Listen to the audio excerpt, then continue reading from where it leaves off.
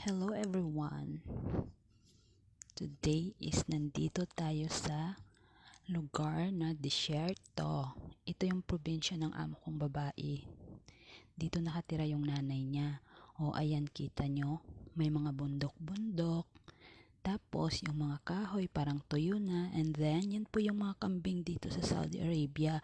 'Di ba sobrang lalaki? Kala mo yung parang baka na siya, kalaki. O yan, may mga puno rin.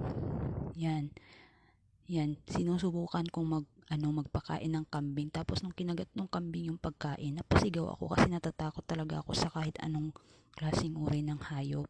Kala ko pati yung kamay ko kakagatin niya. So yan, kita nyo yung mga tenga nila. Ang hahaba ng tenga ng kambing. O yan si Aida, hindi ko na kinunan kasi ayaw niya magpakuha ng video. Yan yung nag-aalaga sa mga kambing. Oh, 'di ba guys? Ang lalaki ng mga kambing dito. Oo. Tapos pag nagpapa-party sila, imagine nyo guys, buong kambing niluluto nila ng ganyan lang. Oh, 'di ba? Imagine nyo, ang lalaki ng kambing talaga dito.